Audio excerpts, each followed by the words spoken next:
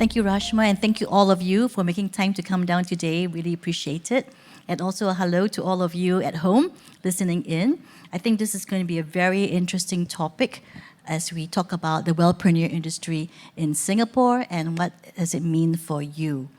Okay, so this is, of course, you can quickly scan in to have more information as to our programs that we have available for the wellness space itself. So maybe a quick question, just a show of hands. How many of you are already in the wellness industry? Anyone here? Oh, okay, 1, 2, 3. Okay, good, quite a few of you. And how about the rest of you? Are you considering joining this industry? Maybe? Okay. And also, how many of you are planning to start your own wellness business? Actually, I'm not sure. Are we able to see from the Zoom as well? Okay, one of you here. Very good, thank you very much. Okay, so for us, definitely the wellness journey is a very exciting one, and we're not going to be, as Rashma mentioned, this is only the first. Over the next few months, we'll definitely be having talks about health coaching and wellness coaching, and those who want to enter the industry in that space. Some of you be looking at Fitpreneur. You have exercise skill, yoga, Pilates, and you want to start your own business. How do you get started? All right.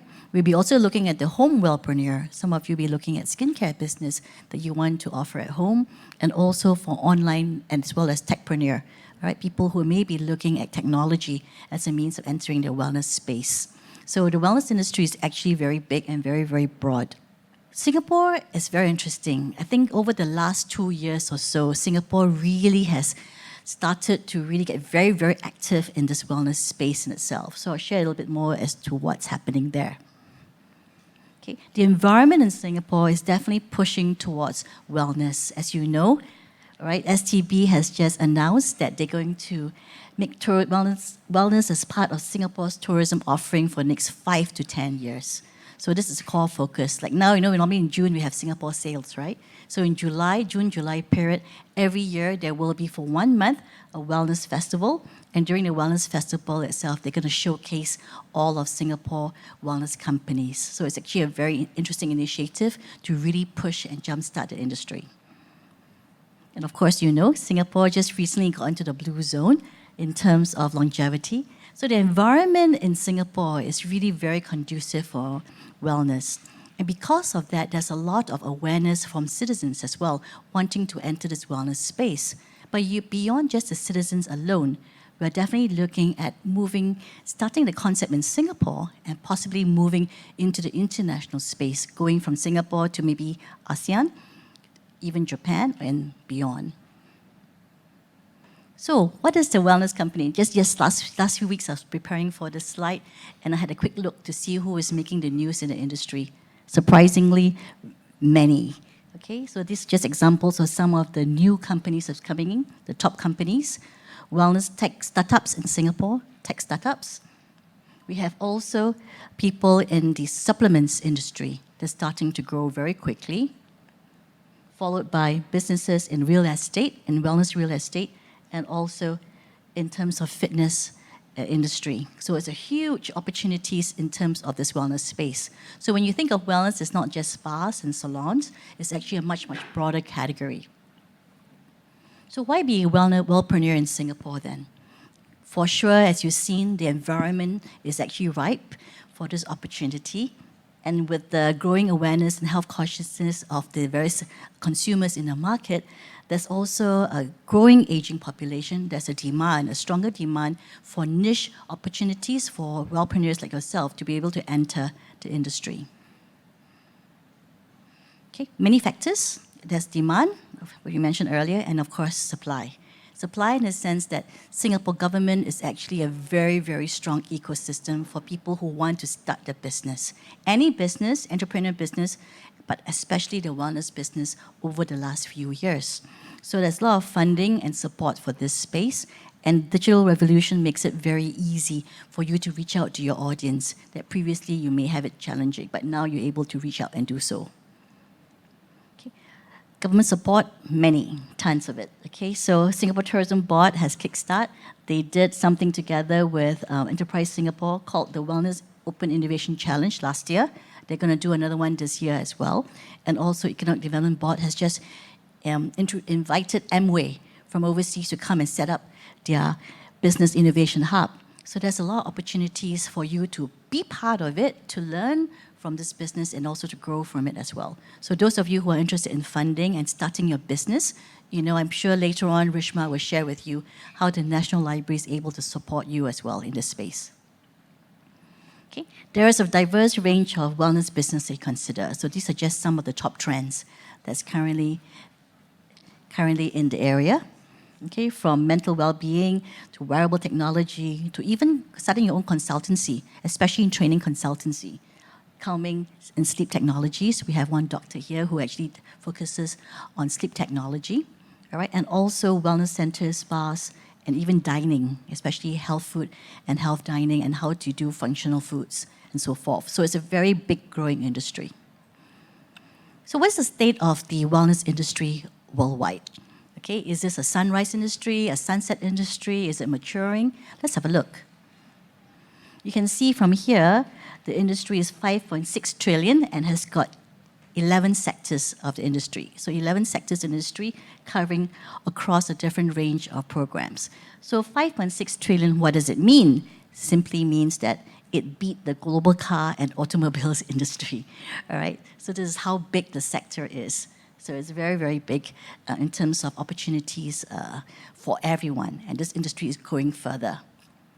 The next slide just simply shows you that from 2017 to 2027, there's a projected rate of growing from 5 trillion to 8 trillion, with a growth of 8% average growth. So look at this strong growth overall. Where are the sectors that's growing worldwide? You can see from the information here. But what about ASEAN? What is Asian like? What is the size of the market in Asia, and what are the businesses that people tend to go for? You can see from here healthy eating, traditional complementary medicine. They're looking at personal health care. They're also looking at physical activity as well as some of the core drivers of the core business. However, Singapore still has lots of opportunity. What does it mean? It means that essentially there's still an opportunity for you to grow and not only focus on the Singapore market, which you have ready customers, but also looking at taking a business model that you are developing into Malaysia, into Indonesia, into Vietnam, and around the world as well. Okay, so these are just some of the brands who have taken their concept from Singapore all around the world. Brauhaus is not only in Singapore, they're also in Hong Kong, they've even gone to the Philippines as well. All right, so these are some brands. You see here, this is Eric, who is also here, one of the panelists. We'll share with you a little bit more about his brand and his product. Of course, everybody's familiar with Banyan Tree, Komo Shambhala, which are Singapore-owned brands. And they are now worldwide brands from around the world in the wellness space. Okay, so what do you need to do to get ready? Well, first of all, you need to make sure that your knowledge is not just based on what you Googled, because Google may give you a lot of false information, but very importantly, to have evidence-based knowledge, right? Evidence-based knowledge, you do need to get a basic certification so that you'll be able to understand more about the real anatomy, physiology, your organs, and how does wellness work in terms of your human body. All right. Secondly, you need to increase your range of wellness skills. Some of you may have a basic set of skills already, but you need to improve it and update it to ensure that you're relevant still in terms of what's happening with the industry. The next thing, you need to improve your wellness, your business acumen. What I say means to say that in the wellness industry, we have many entrepreneurs. But at the same time, after 3 years, are they still around? Okay, a lot of times they don't because they may not understand the nuances of the business. All right, you need to understand revenue, you need to understand profitability, you need to know whether you've hit the right market, you need to understand digital marketing and so forth. So it's very, very important that you need to skill up. Or some of you, in fact, come with these skills already. Then you need to skill up in terms of your wellness knowledge. And finally, of course, collaboration and work. As you know, being a wellpreneur can be very lonely at times because a lot of times you're thinking of ideas, you want to try it out, but you got no one to bounce off ideas with. So by joining some associations and joining events like this, you can ask experts or people who have already been there and done that, you know, and ask them for their opinion, whether you think this will work, it may not work, and so forth. I'm not too sure whether any of you are very familiar with Republic Polytechnic. So Republic Polytechnic is the only one of the 5 polytechnic and the youngest in the School of Hospitality. So in the School of Hospitality itself, we're the first to offer the SCTP for wellness professionals. So we've been tasked to launch this program. So we are the only polytechnic in this space that will be focusing on launching this. Remember, I mentioned to you there are 4 key things that we wanted to make sure that you have in order for you to do well in this space. So what we have done for this SCTP is we're basically looking at very basic key information. Like, for example, you need to understand about your anatomy physiology in terms of wellness programming consultation. You need to understand how to run a business, and also, very importantly, what sort of basic skills you need in order for you to get started. All right? So this program, thankfully, is for 21 years and above. Anyone can apply. And of course, I think some of you in the room is 40 years and above, would I say? Then you'll be looking at a very, very good price of $735 only for a 3-month program. So some of you have received the flyer outside. So this is the information that tells you a little bit about the dates that we're having the classes, and also for you to sign up for those who may be interested.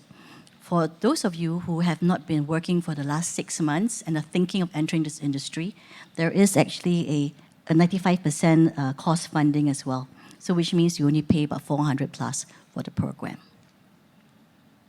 Okay. The program is in English and in Mandarin for those of you who may have friends who are Mandarin speaking who may be interested in this. Okay. Some of you may not say, hey, 3.5 months program is very, very long. I don't really have that much time. So you may want to choose to just do one program. For example, a programming program if you're interested in updating your knowledge. Or you may choose to do an operations program to improve your understanding about the business. What's missing here is our facial program. We actually do have a skincare program as well. But if you go into the link here, you're able to see our full program that's being offered at RP. Okay. The courses, thankfully, is heavily funded by the government, which means these are 90% funded.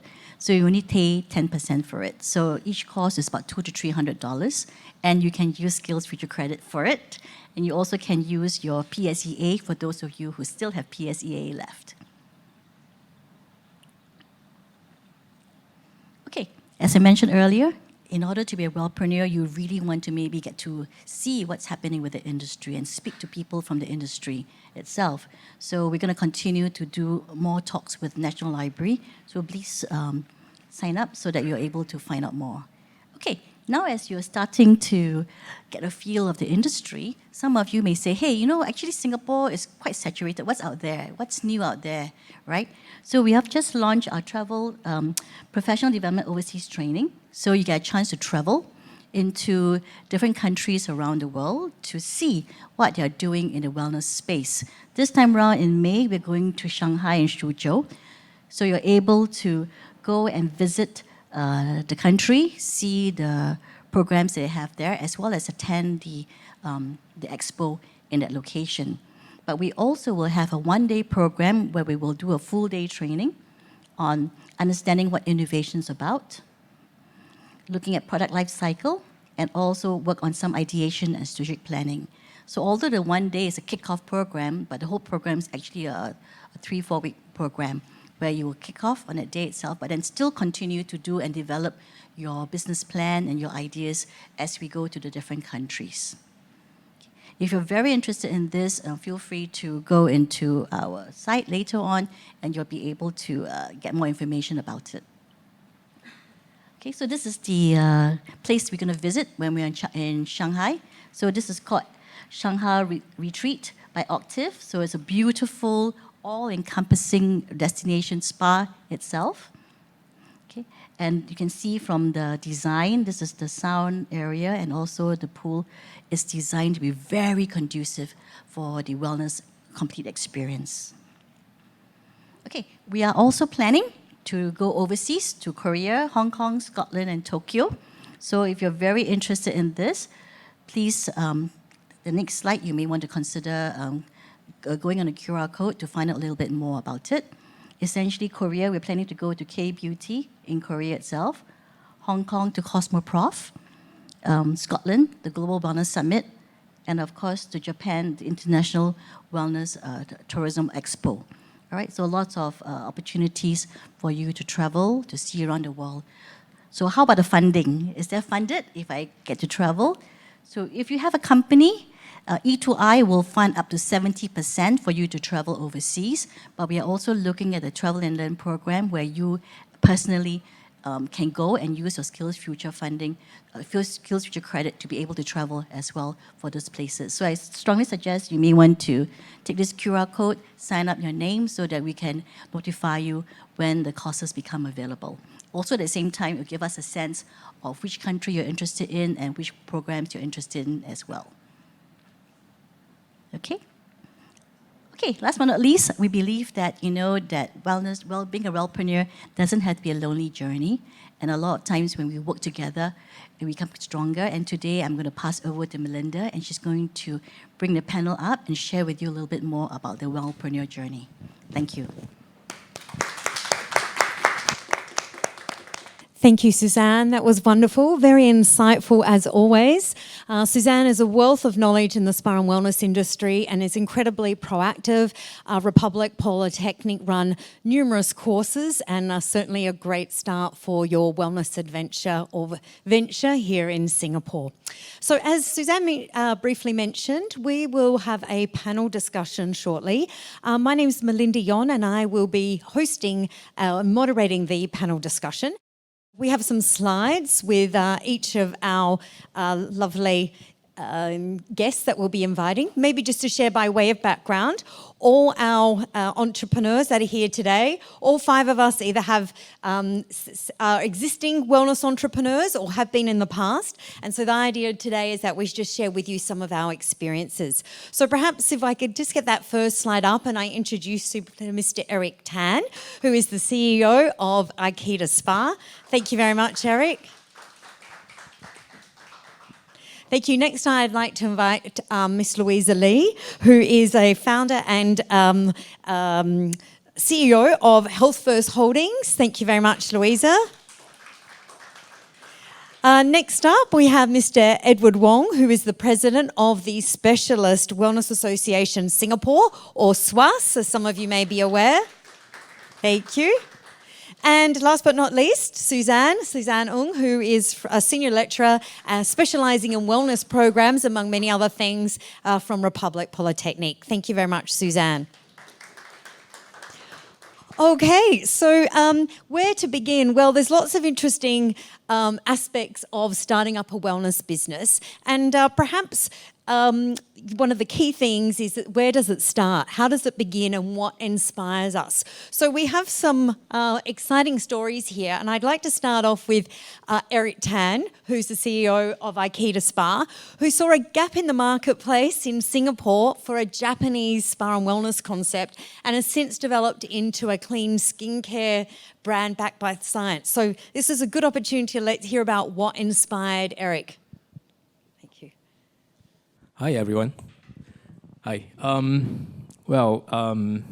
I started is like, I'm not sure if this is inspiring, but I call myself an accidental entrepreneur, like not knowing this industry and jump into it. I was a computer engineer by training. I work in the finance industry and ended up in the wellness industry. Okay, so how it got started was like I was like working in the finance industry, and the bank actually assigned me to Japan. Then I was there. My colleagues was like really nice that over the weekends he'll bring me to those kind of place called ryogan. Ryogan is like the Japanese traditional inns with the onsen at the rural areas of like Japan. I really fell in love with it. It's like so relaxing. You drink sake and you have hot bath and things like that. So when I came back to Singapore, I always wanted to go back and look at it. And then this opportunity came about. My partner was asking me, "Do you want to invest in my business?" I want to start a spa, and you just be a passive investor, and sit down and collect your things. But the story is not that nice actually. Then I'm more involved in that business now. So that's how we started. It's like, I look at the whole industry and looked at. I'm the kind of persons that didn't want to do something the same. Like there's Balinese spa, there's like European spas, but hey, how come there's no Japanese spa?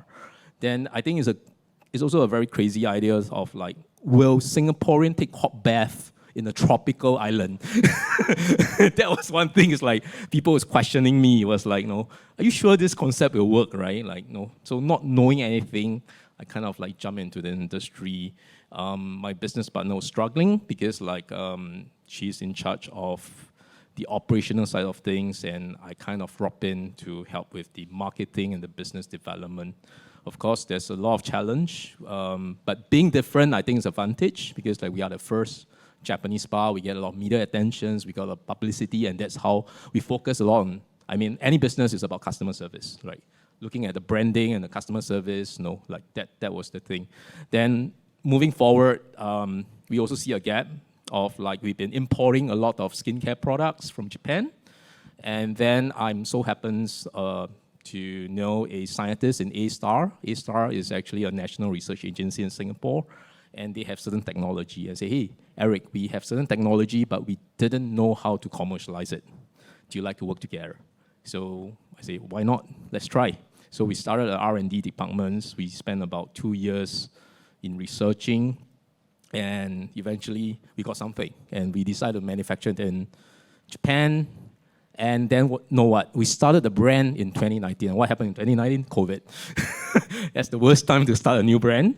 And we have to pivot to online.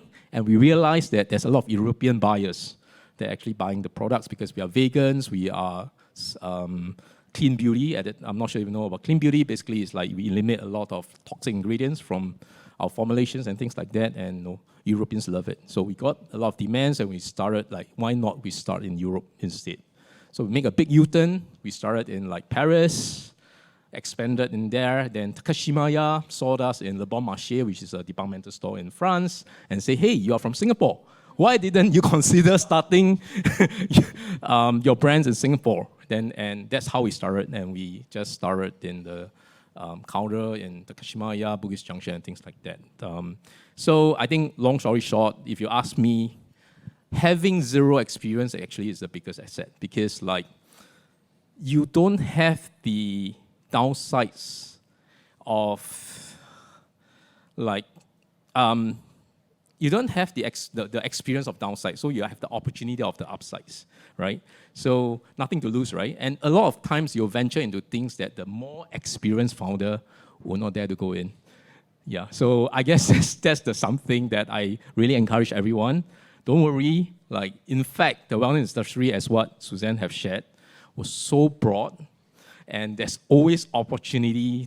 One crazy idea is that, I don't know, is like, why would people take hot bath in Singapore? I mean, I've just proven them wrong. Like, really, there's demand for that, right? So just try it out, and you never know that you'll be the next one like sitting here and sharing experience. Yeah, thank you. Thank you. Eric, yes. I love your sense of adventure, and I should just add that both Eric and Louisa actually have won Singapore Entrepreneur Awards of the Year over the last 10 years, so that's exciting. As adds to what they're able to contribute today with their experiences. Louisa, your business is quite fascinating as well, because it originated from dental and understanding through dentistry the problems that people have, whether it's to do with sleep, nutrition, breathing. You've gone into another business which is preventative wellness. Please share us about your exciting journey. Thank you, Melinda. Hi, everyone. I'm Louisa, and as Melinda said earlier, I'm CEO of DP Health First Holdings, and it's actually an ecosystem that we have created. So DP Dental is our core business, and actually my other half and co-founder, Dr. Yu, is sitting there in the audience today. And so what has dental got to do with the wellness industry? I think that's the question on everybody's mind. And I think it really started with our founders, persistent desire to ask the why question 5 levels deep. And in dentistry, we realized that, if you want to solve the problem at the root cause, it all boils down to breathing. It all boils down to where your tongue is and how that affects your airway, sleep, and overall health. And so when Aventia Wellness was born, it was really with that desire that in the future, as we are stepping into more and more preventative work, we are now creating the business that is going to, for our consumers to continue to stay that journey with us. Not just for dental prevention, but also into the future of wellness. So in our practice, we say we put air in the body because we practice expansion of the arches to straighten teeth. But in our wellness clinic, we actually convert air into energy, but through air tech.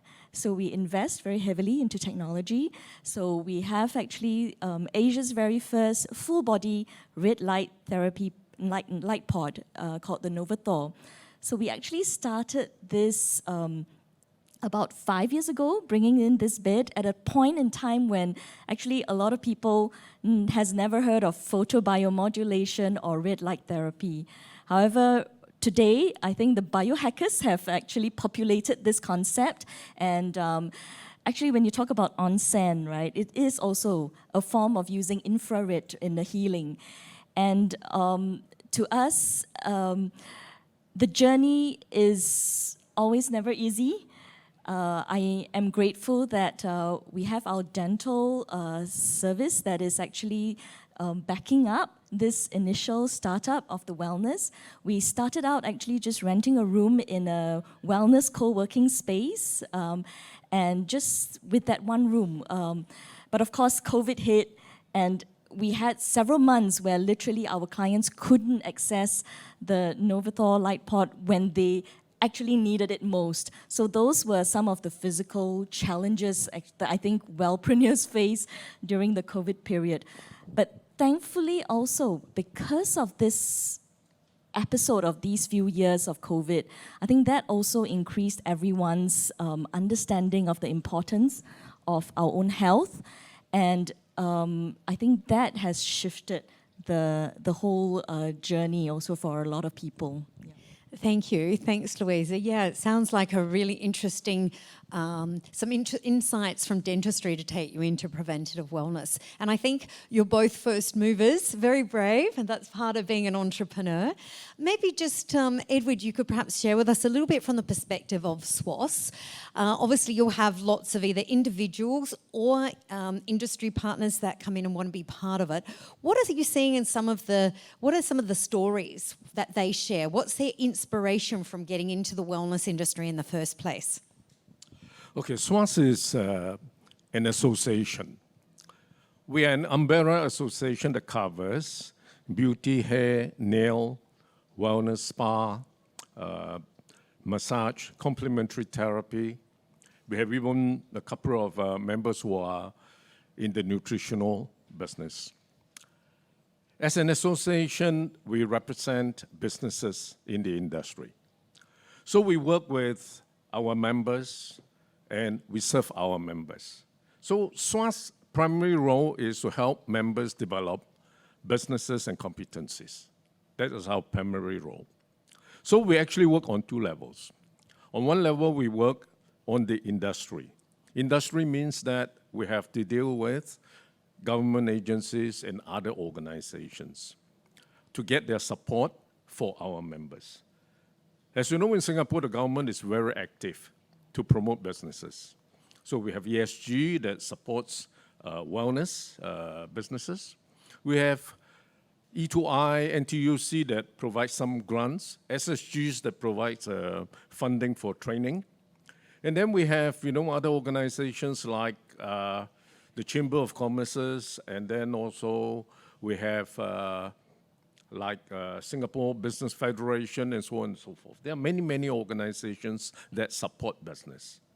So as an association, we are engaged with all this government and other organizations, or you can say trade associations or trade organizations, to promote the business of our members.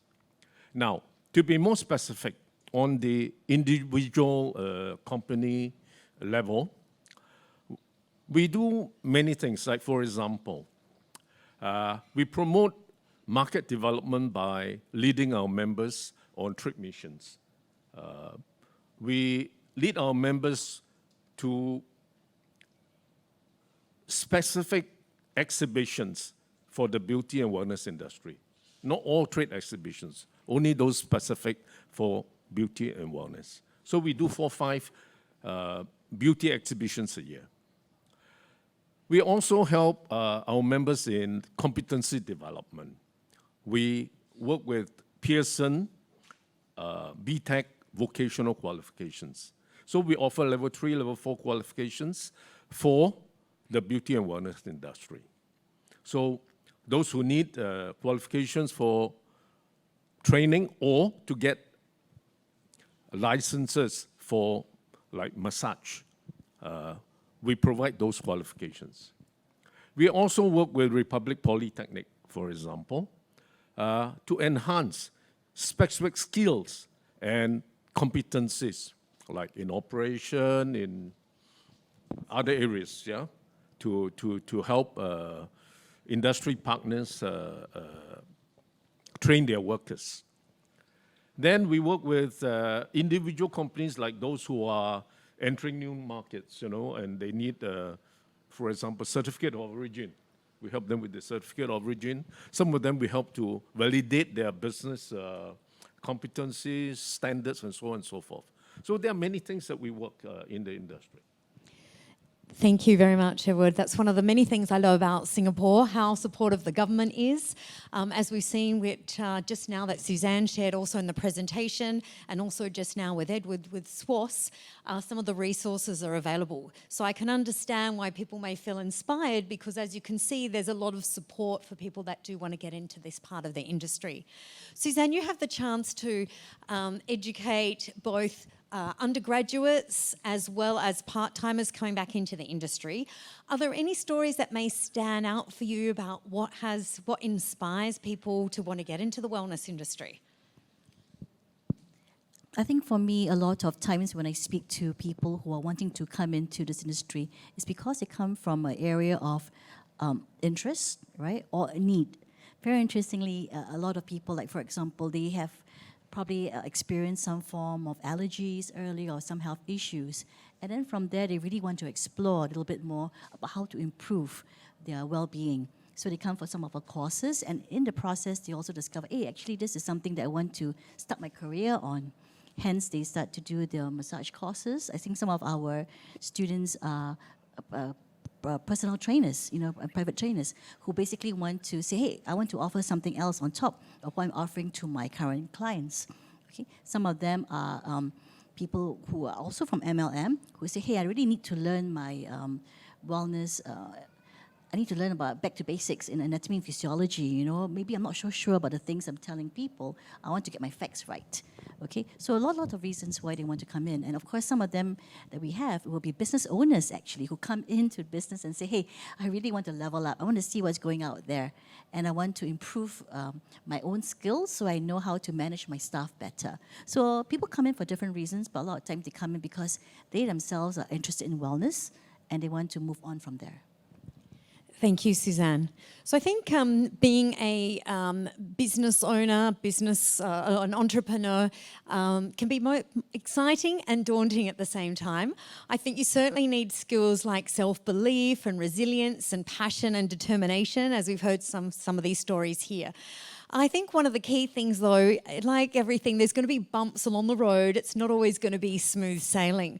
So this is a good opportunity to hear as well from our speakers about what are some of the challenges that they have experienced, not only in setting up their own business, but now that they are running those businesses successfully, how do they maintain that? Just now, Louisa touched on it. Louisa, maybe are there a few key ones that perhaps you could just highlight? Thanks. Eric and I had a little chat just before this session, and we both realized that in Singapore, we do have a very, very small market. And one of the toughest challenge for businesses, like for his spa and my wellness clinic, it's really rental, manpower. You know, these are very real brick and mortar business costs. And how, you know, we are also sharing that really looking forward into the future, we really do have to explore more asset-light options and how, you know, something else that is more scalable. I think for me personally, being early adopters of technology, that was one of our greatest challenge. Like when we stumbled upon the red light therapy, it was such an amazing technology, but nobody knew about it. So we realized we had to spend so much time educating one-on-one, and so we recognized that education is so important. But really, thankfully, we also have social media nowadays, which really helps with. It's literally your own personal channel, right? If you know how to use it correctly. So to wellpreneurs out there who are looking at building their own piece, right, of business, like Eric said, I think every business has to have that unique proposition, and I think really that is what we all constantly strive to look for, that little piece that you call your own, and that is unique. And then, to really build up on personal branding, right, to then amplify that message. But I'll pass the mic over to Eric now to share. Why you want to start the business is like, of course, it's an understatement. You're bound to have challenge almost every day. After decades of entrepreneurs, I'm still going into the office and there's tons of challenge I'm still face. But when Melinda was asking me this question, I look back and it's like, what is the real challenge? I think managing a business is like a art of juggling. So if you are just focused on one thing, I think like juggling one ball, just the business, right? You just sacrifice everything. Just focus on one thing, you'll be very successful. But will you be happy? I'm not sure, because like you don't have friends, you have anything, right? You just be very successful in business. But when you start to add two balls, the second ball could be your family. Then, it's a bit difficult, but with like practice, with a little bit of focus, you still can manage. But the challenge is the third ball, which is your personal health, because like you will have to work super long hours. You have to like work harder than anyone. Like it's an 80 hours work week kind of like things, like So I think the key challenge is not about finding perfections in all aspects. It's the balance. Right, it's an understatement, especially in the wellness. How can we not be healthy when we are in the wellness industry, right? And also, it's not about keeping all three balls in the air. It's more about how to do it like effortlessly and gracefully to the outside world. Sometimes the ball may slip. You might miss a dinner appointment with your family. You might skip your workout, or you might miss a pushback a business deadline. But it's just not keeping the ball down on the floor for too long. So really the real challenge is about how to be finding that right balance among all aspects of your life. After all, what's wellness? Wellness to me is about being happy, right? Like mental wellness is how to spiritual wellness, then you have the physical wellness, So that is really the core of this industry. Like that you have to set that examples, like how do you balance your life? Like I think no one has the real answer. We are always constantly evaluating and adjusting. And that's everyone's entrepreneurial journey. I guess that's really sums it up for me. Yeah, I'm still figuring out myself. Sorry, we just add quickly, right? I think you're very right. We have to be very congruent.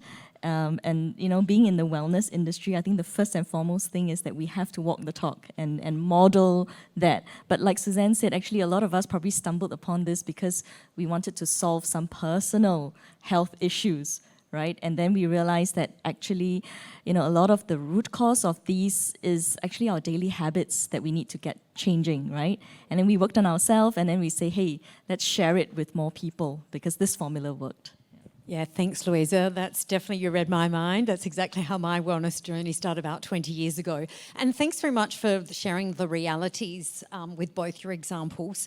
I think the word balance is completely elusive, but the fact that we want to be in it is great, and share our experiences and, for others to be able to find their path as well is part of the reason why we're here. So I think there's a lot of passion involved in being this part of the business, but and maybe just in terms terms of the challenges. These challenges are really ongoing. I think not only from the setup side of things, whether it's the cost or how long it's going to take, there's always a delay in something, but then operationally to manage it day to day. And that leads me to something that I feel like I've been speaking about for about 15 years.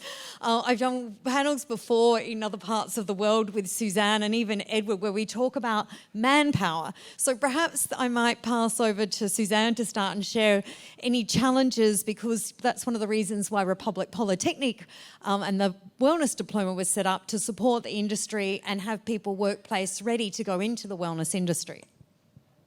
Okay, I think when we started the diploma and of course the short courses, we realized that there is a strong need from industry, especially industry partners, who need people who are trained, who need people who are very passionate about wellness and also be skilled in this industry as well. So because of that, we decided to move into the adult training space, because previously we just focused on the diploma education, right? And as we move into this space, we realized that everyone from 25 all the way to 80 years old are coming for our courses because they want it for themselves and also interested to work in the industry. In fact, we actually have a few of our industry partners who sent 65-year-old massage therapists who have been working maybe for about 5 years or so to be upskilled for the treatments as well. And they're doing a very good job, and they're doing a very good job in terms of treatments, skincare, and also body work as well. So there's many ways to address this issue. At the same time, in RP, we also do internship programs. We also offer wellness work experience program where we can also match some of our trained staff, trained students together with industry partners as well, depending on what the course and programs is. Thank you, Suzanne. Edward, just wondering from the perspective of some of what you see with some of your challenges and members in SWAS, what are you seeing perhaps the biggest concern? Why do they come to SWAS the most? What are they looking for? How can you support them? Well, from the perspective of an association, we are looking at things at a more macro level, at an industry level.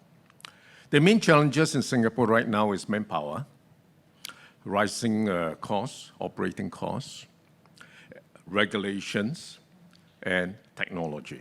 These are the four main challenges. So I'll address one by one. In manpower, last year we did, in 2023, we published an industry report. After making a 6-month study on the manpower situation of the wellness industry, we realized that Singapore is very much understaffed in the industry. And we are relying a lot on foreign workers to fill the positions of service providers. So of course, we want to develop our own residents in Singapore. Can be citizens, can be PRs, but we want them to work in the industry. So we have spoken to various government agencies trying to get support for training, to train Singaporeans to join the industry. It doesn't matter how old you are. You can be 50, 60 years old, and you still can play an active role in the industry. There are training programs and you can get funded, to learn a skill. And the income is good in the industry. The average income is like $3,000 to $4,000 for a therapist. So it's not a bad income. Then the next thing is, we are also looking at providing progression pathways for the industry. So 2 years ago, we, together with 4 other associations, we launched the BSA framework for the beauty and wellness industry. So in this framework, we already outlined a progression pathway for every segment of the industry. So when you join the industry, you can start from a certain level, and then you can go up, to the next level. And all this can be supported by training programs. So all you need to do is to do your job, attend training, and then you can move up. Now, talking about technology, SWAS worked with a lot of Asian or regional associations like ASEAN. We came up with this SPA standard for therapists 3 years ago, together with ASEAN. So what we did is try to get best practices from the region and then standards for our Singapore workers. Why? Again, there are many foreign workers working in the spa and wellness industry in Singapore. So when we establish standards from the region, we are also paving the pathway to employ the foreign workers. So it's the same standard as they have at home. At the same time, Singapore is trying to develop our own standard. So ESG has formed a wellness standard committee. So we are studying our own standard, to develop technology, to develop various standards for the different segments of the industry. SWAS on our own, we have come up with a registry of complementary therapies whereby all trained therapists or service workers can be registered as technicians or as therapists. So in this way, you are known as a trained person or a specialist or a professional in the industry. Consumers can check up, your name is there, so you are recognized. Your business benefits, and it's also a good marketing platform for the businesses to promote their business. If my business has 10 registered therapists, so I am a quality service provider as compared to those who have nobody on the registry. Then we have the SWAS Excellent Star Awards for businesses that has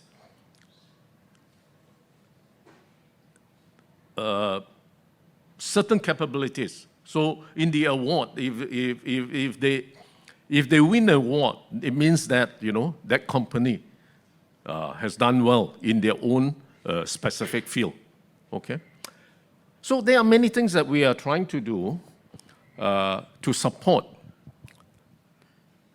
our members to overcome challenges in this industry. Thank you very much, Edward. They sound wonderful, great, a lot of fantastic resources there that I'm sure some of our panellists have used before as well. Perhaps something just to think about, and just given our audience today, we have this opportunity to ask our entrepreneurs, what might they do differently? How would they do things again? If we could rewind, go back in time. I mean, I think, it's always good to reflect. And whilst we don't want to be, stuck in the past and have regrets, at the same time, we can learn and we constantly evolve. I love something that Eric mentioned just now, and this is just, this is just around balance and well-being. I'm not sure if that's something, but I'd like to start off with Eric just to ask him what he might do differently now if he thinks back to 10 years ago. How might his journey be different? Probably you wouldn't start a business. No, I think all the lessons learned make you who you are, right? Like you wouldn't know anything, and that's why you venture into the business, and it makes who you are. It's all the mistakes you make, and you then get over it, and that's the sense of fulfillment as an entrepreneur. That's the satisfactions. But if I think hard about these questions, right, one of the things I would tell myself when I start a business is that as a startup, I think the challenge is about, we talk about people, it's the people retentions and things like that. And I always run the company as like a family business, in that sense that I treat my staff like a family. There's nothing wrong with that, but because I have get interns from Suzanne's, and they're with me for 8 to 10 years. But then I realized that if I am going to do it differently, I will run the company or the teams like a professional sports team rather than a family. Because the family is unconditional love. There's nothing wrong with that, but end of the day, like a sport person, right, like a sport coach, right, you want to select the players in the right positions. And that means that the selections of the players is rigorous and it has to be very thorough, and you make sure that when you get someone in, you have to trust them. That's for sure. If not, don't trust them, don't hire them. That's one thing. And once they are get in and they didn't meet the expectations, the team performance goals and things like that, you need to do additional coaching, you need to send them for training again, you need to do counseling and things like that, or even have to switch them to a different positions, or move them to a different team, transfer them to a different teams and things like that. And that's, I will tell myself, is like, I will do it differently. I will really look at, and have to make difficult decisions that for the benefit of the team, but not individual players. I think that's a very, very tough things I have to do, because I get very emotional, especially you have like team members that with you for more than like many years, and should I say that? No, should I, and you get very sentimental about it and things like that when things get part. And one of the things is that you have to constantly outgrown your companies for the sake of your personal development of your staff, because like end of the day, what is the opportunity for them to stay in your company, right? I mean, they like you as a friend, as a boss, but eventually they are here to work. They are here to grow their career. So as a leader, as a company boss, you have to constantly finding opportunity to expand your business so that they can see the needs to stay in the company, that I have new things to learn.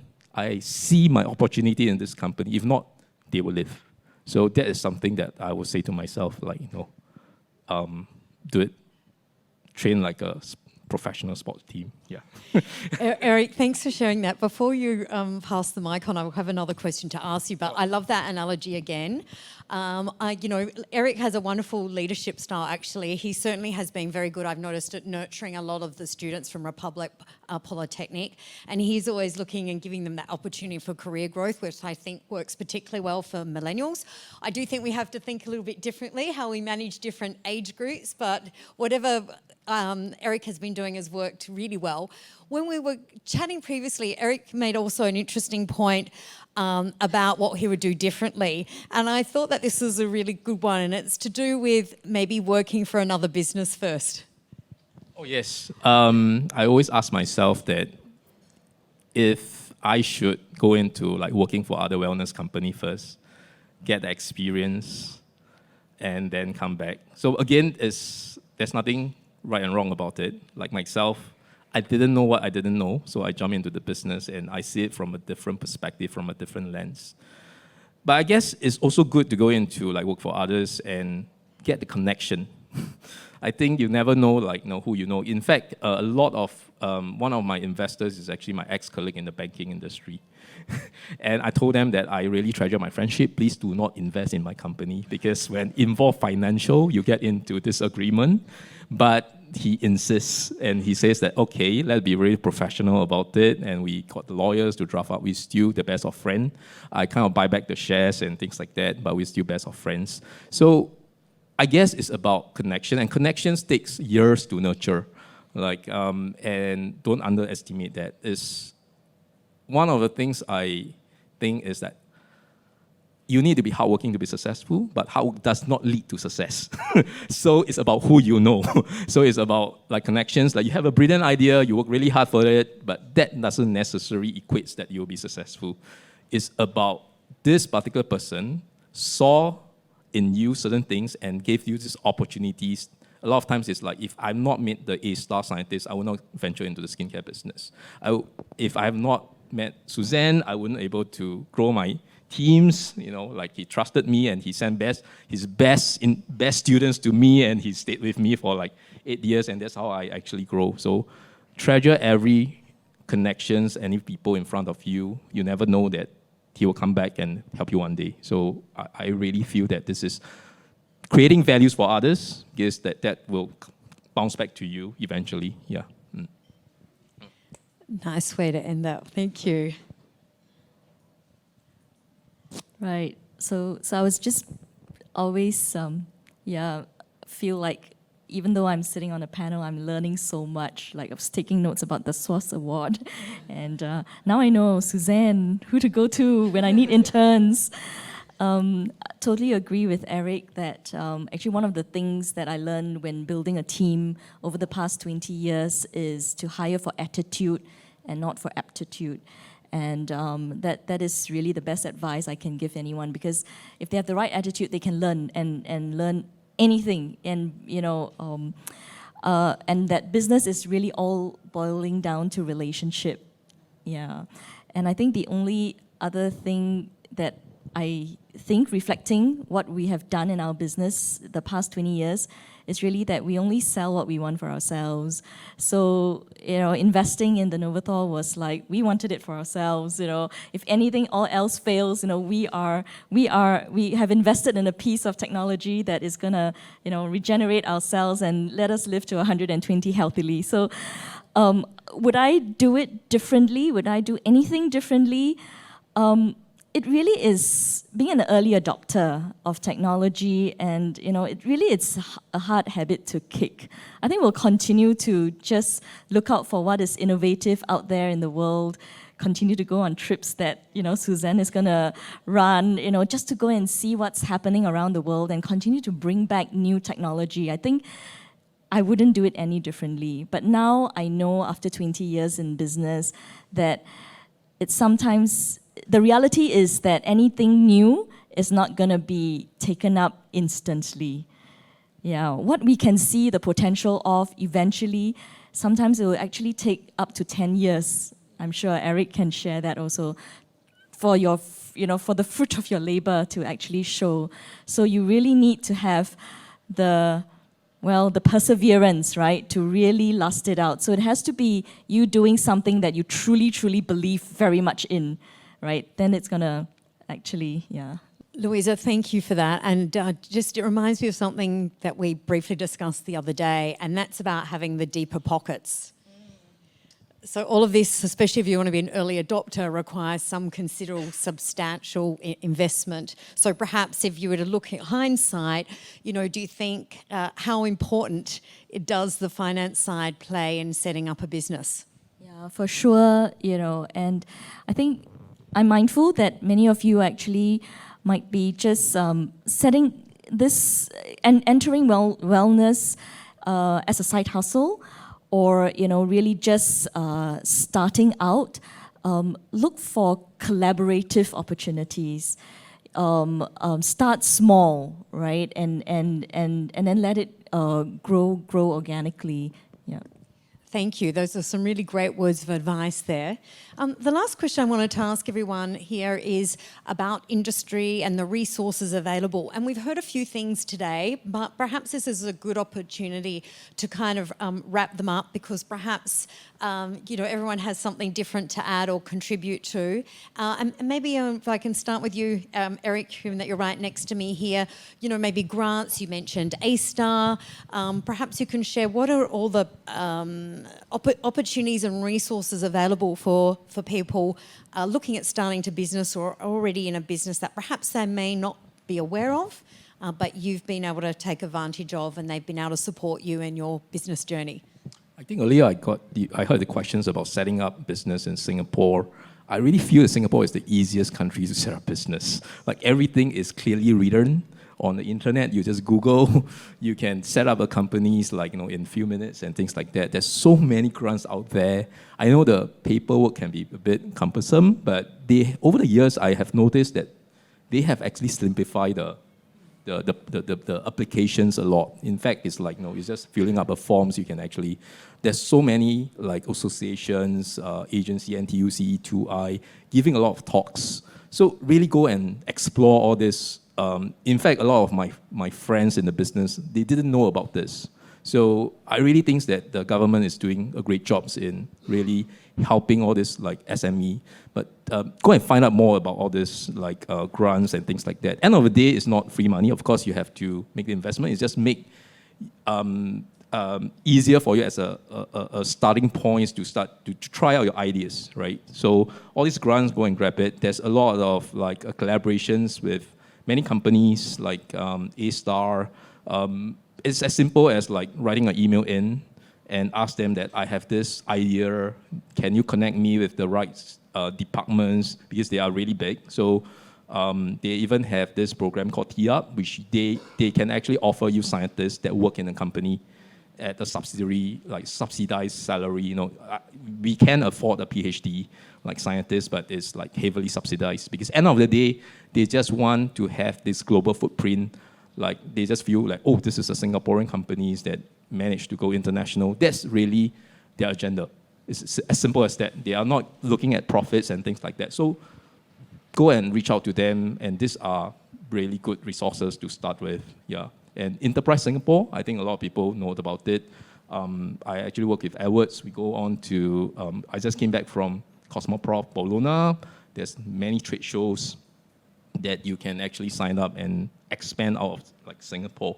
So all these are resources. I really think that, because I also have a Paris office, I have in Shanghai, and Singapore is relatively much easier, because like in Paris, you still have to figure out which are the right departments that you have to talk to. It takes months for them to reply to you and things like that. I think Singapore is really, really efficient. So it's just everywhere. I think the resources is everywhere. You just have to make some efforts to go and find out more about it, actually. Yeah. I think for me, the thing I can think of is, to ask Eric out for coffee, to ask Edward for lunch. I think the resources are really all around us, right? Or even on social, look up LinkedIn, at people whom you think, there's opportunities for collaboration, ask them out for a coffee, right? And hear the stories of entrepreneurs. And I'm sure, everyone is actually very willing to share.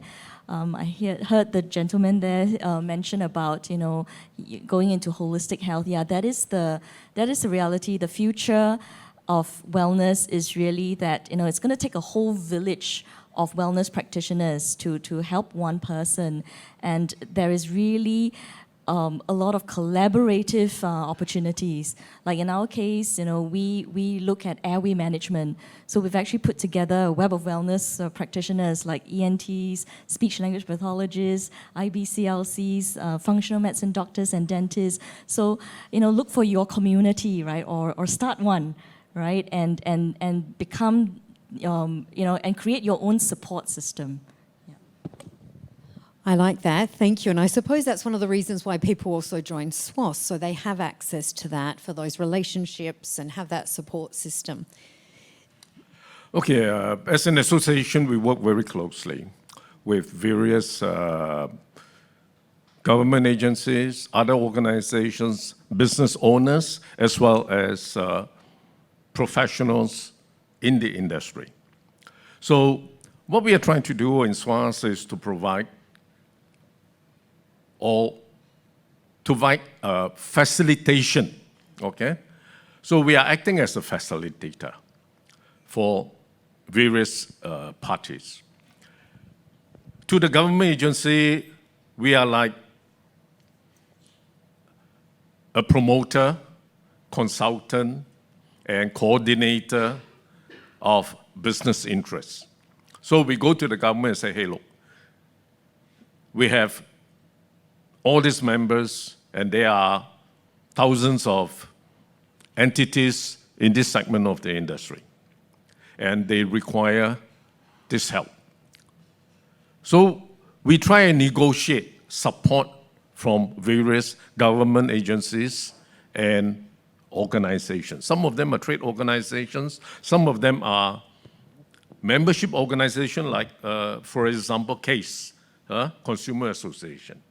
So we do talk, to all these organizations and say, hey, our members or this industry requires this.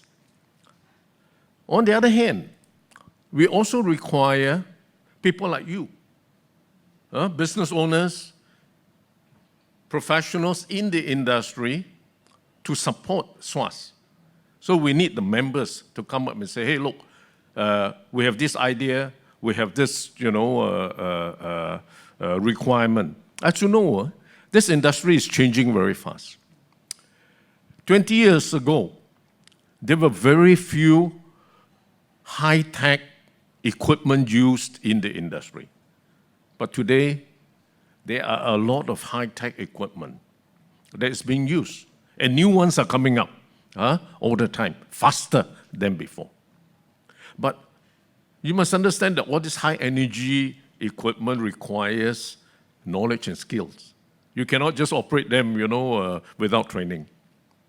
So we're also working with agencies to provide the training for business that is interested to use high-tech equipment. And then the next thing is the regulation. Because it's so high energy, if it is not being used properly, you can cause injury. So there are controls, regulations, that says only certain people can use them. While we are trying to promote the use of all this equipment so that our members and stakeholders in the industry can compete, can increase, promote, advance your business. But we have also to make sure that there are compliance to the regulations. So SWAS also act as a mediator sometimes, to make sure that all this compliance are being done. Thank you, Edward. And just on that, actually, there was a lady earlier who had a question just regarding the legal side. I'm just conscious of the time. I know, Suzanne, from an RP perspective, just in terms of perhaps some of the resources that I know that there's internships, there's programs, there's travel trips that people can attend. But if I may just jump to this question that a lady had earlier regarding legal considerations. So SWAS may be a good point for that. I mean, for setting up a business, depending on what it is, there's obviously a website full of information. If you want to get specifically into spa and wellness, you have the Singapore massage license, case trust, insurance, Baltec. I mean, it's quite regulated, and it's obviously very important for companies to be able to follow that. But is there anything in particular from a legal perspective, Edward, that you might wish to share? Well, right now there are two areas that is being regulated. Number one, massage, under the Massage Establishment Act. Second, it is the Healthcare Services Act that controls beauty treatments. So SWAS can provide information about the regulations and also help those who are in this business to go about to get the training or to get the licenses. So if you have any interest, please contact SWAS, and then we can give you all the details. Thank you. Thanks so much, Edward. So I'm just wondering at this point if we have any questions either online or for anyone in the audience. Anyone here that may wish to ask anything? Any burning questions? Anything online that perhaps we can address? I think we've probably covered the point about the collaboration. I think you've heard about the importance of relationships and collaboration, mentorship. I mean, there's certainly a lot of our experts that are here today that'll be around later on that you can connect with, and we'll be able to also answer any other questions. Did anyone else have anything they may wish to ask? Just checking in, see any online questions at all? Wonderful, thank you. Yeah, I think my question would be to Suzanne and Edward is really to understand the governmental initiative. Right? How strong-willed are they wanting this industry to work? Right?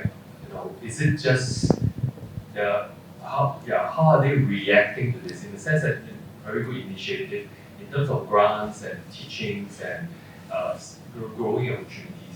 But in your own field, right, how strong are they to get this industry on?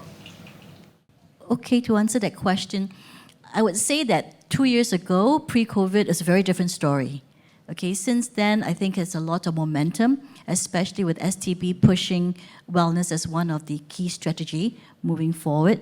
So with that, they've started the Wellness Innovation Grant for people who want to enter this industry and need some technology to be included into their business, and they have some grants for research and stuff like that.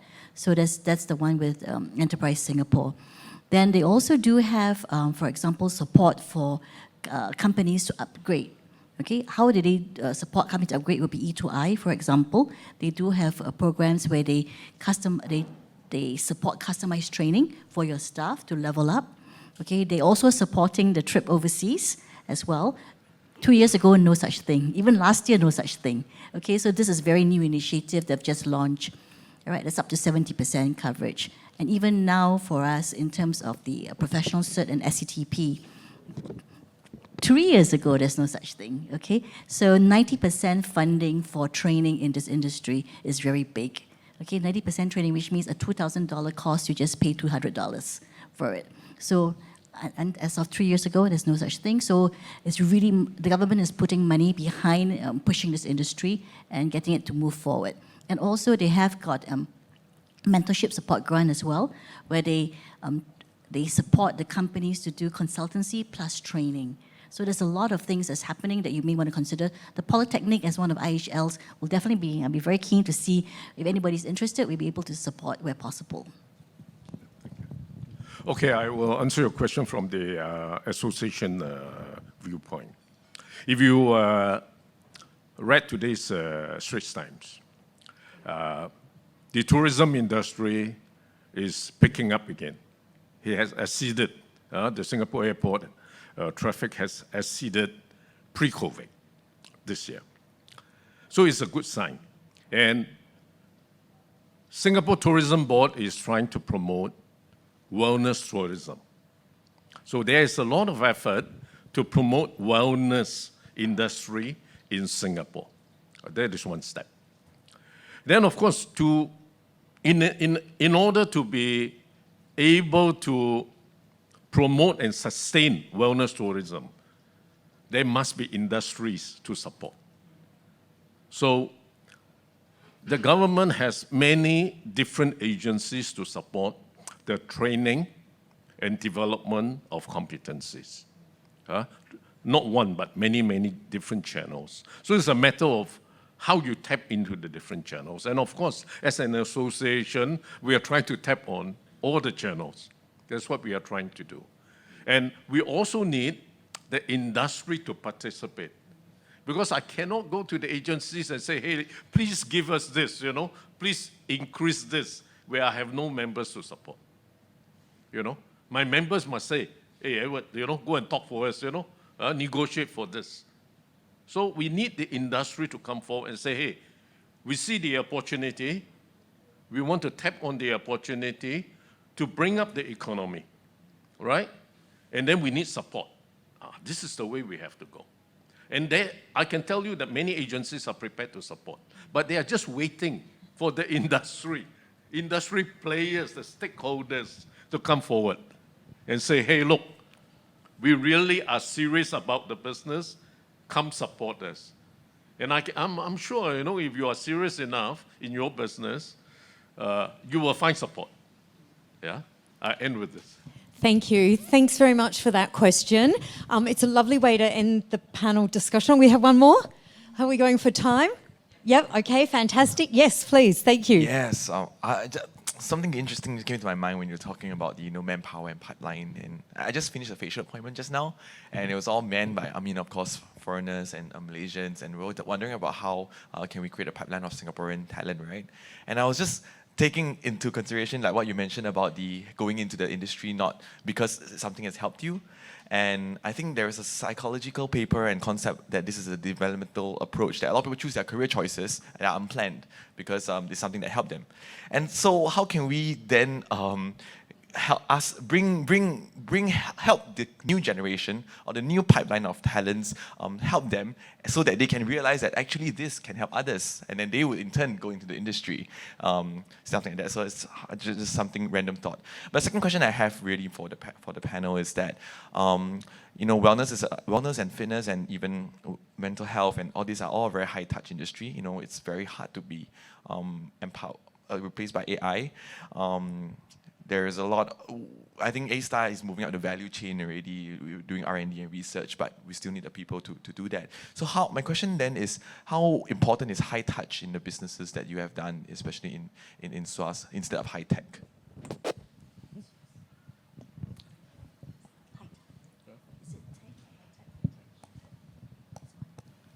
Can I have your question again? I didn't quite catch what you are trying to ask. All right, so the first part is like just some random thoughts, but second part is more like how important is high touch versus high tech.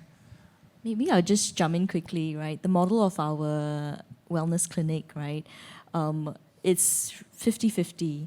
Like we've got the most updated, machines, right? Like the Novathor Star Former, but we also have an amazing therapist by the name of Shu Fei, who is like there to deliver the high touch, mindful therapy.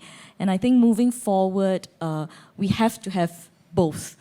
Yeah, we really don't have the manpower enough to sustain, the therapist fully on, right? So we have to have a mixture of both.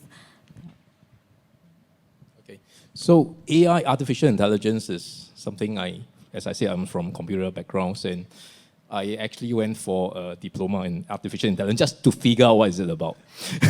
So if you have seen the news in recent years, Facebook's Meta, they have been cutting out of headcounts, and they're claiming that it's the year of efficiency, meaning that they are replacing headcounts with artificial intelligence.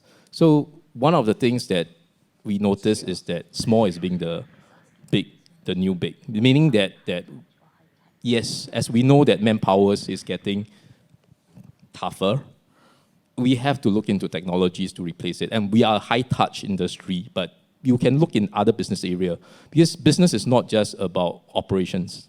There's customer service, there's marketing, and all this. All this requires where artificial intelligence comes in. Even from the customer service, I went to China. The moment you step into the store, they already know your profile. And they will tell what is your skin types, and they will already tell you likely you have this and you are what age, and they can actually already recommend you what kind of products that you're likely to buy.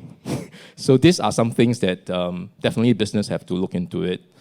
I was seeing that business will be evolving into people walking in, and therapists just have to focus in providing excellent customer service, and all these other things can be taken care of so that we become a specialist. Everyone will just want to be focused in one thing, which is freed up their time, and they get paid actually more because that they can service more customers. So probably that's the high touch and high tech kind of evolving and merging into one. That's something I see already. Things are actually moving towards that directions. Yeah. To continue from where Eric ended, the industry at the moment is still very much high touch, very much. And we are in need of high tech. In fact, there are already companies going in that direction. For example, I have a friend in the industry that bring in equipment. So he says, look, I brought in a robot that can do massage, that can do body treatment, all right? I went to test the equipment, but it's not there yet. It's not there yet because it doesn't have the capability to diagnose the need of the customer. It can do standard procedures, no problem. But if you have a condition and you go there, it's still very much the human touch that is required, all right? And then, the other area is the operation level. That is already becoming very much digital management.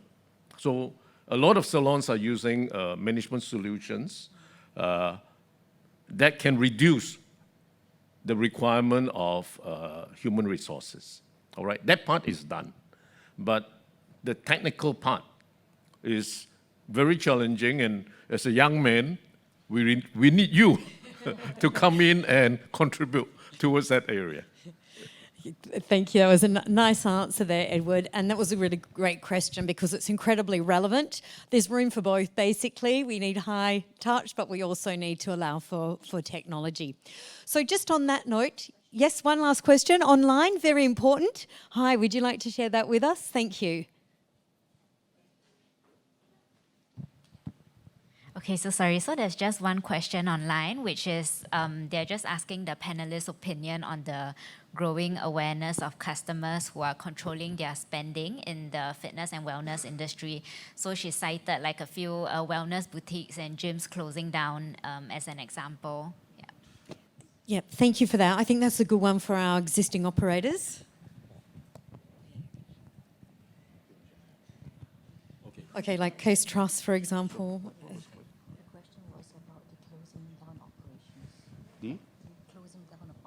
Well, I think I can't speak for the gym industry or the fitness industry. I will speak about the spa industry. So we noticed that, yes, that has been a decline in terms after COVID. I think there's a lot of revenge tourism going on. And every time we call our members, and they were saying that I'm not even in Singapore, I'm traveling. So, and that's where you have to evolve. Like business is always evolving, right? And that's the questions I was like having a talk before. I was like discussing, and it says that we have to be focused. In fact, that's why I'm not scaling up my spa business, because I just want to keep it like one and give quality service. In fact, we increase our price over years. Like we want to position ourselves to be more premium, and because we know our customers. And we noticed that actually we are overbooked. We're still having this overbook issue, which is a happy problems. But it's really knowing your customers and how you position yourself. We know ourselves is like we are Japanese, and people came to us, it's not for the massage, but for the experience.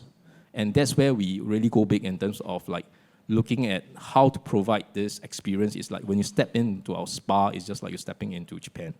And this set ourselves different. So if you are just one of the other spas, and I think you will have a difficulties in attracting new customers, and you have to go back to your blueprint and think hard again. Like, if there's one thing that people mention about the brand of your establishments, what would they say? And if you cannot really coin that or say it out in one sentence, seriously, you have to go back and rethink about your business model and rebranding. It's all about branding. Business is all about branding, and that's where brand will last, but business will keep evolving. Yeah, so it's a very fundamental things, but I think that's also the biggest challenge, because there's so many brands out there, and how you are going to like work really, really hard to position your health in the top of the brands, and so that people can remember you. So that's really the answers. I can't speak for the fitness industry, but as far as like the spa industry per se, yes, people are down shrinking, but that doesn't mean that the revenue is reducing. In fact, you can control the quality having like lesser outlet, because like you can actually expand and you can actually focus more in terms of delivering a better service, a better experience to your customers. Yeah. Maybe just something I just wanted to add in directly related to that question is that it is unfortunate that businesses close. I mean, whilst there are lots of opportunities for people to be able to open the business, there are lots of realities. It is getting a lot more competitive, and it is very fragmented. So hence why it is super important when you're setting up that business that you really understand what you're getting into, and why I think today's been particularly invaluable. And for those of you that wish to stay on afterwards, an opportunity to be able to ask questions to some of our entrepreneurs. So just on that note, I am conscious that we've run over by 10 minutes. I would like to take this opportunity to thank you all very, very much for attending today, both virtually and here physically. Of course, a huge thank you to our wonderful panellists. Please join me in giving them a big clap. I mean, it's incredibly insightful. I think there was a lovely question before about the opportunities that there are in the industry and how serious the government is. I think that just from the answers that Suzanne and Edward provided, that you can see that there is a huge amount of support. It is an opportunity for you to be able to get into. We're all very passionate about the industry. Please feel free to stay around and ask any questions or connect with us on LinkedIn. Thank you very much to NLB and all the providers and supporters of this series. Thank you very much. And I believe there's 2 more series to join. And so please join those. In the meantime, I'm going to hand back to Reshna from NLB. Thank you very much, everyone.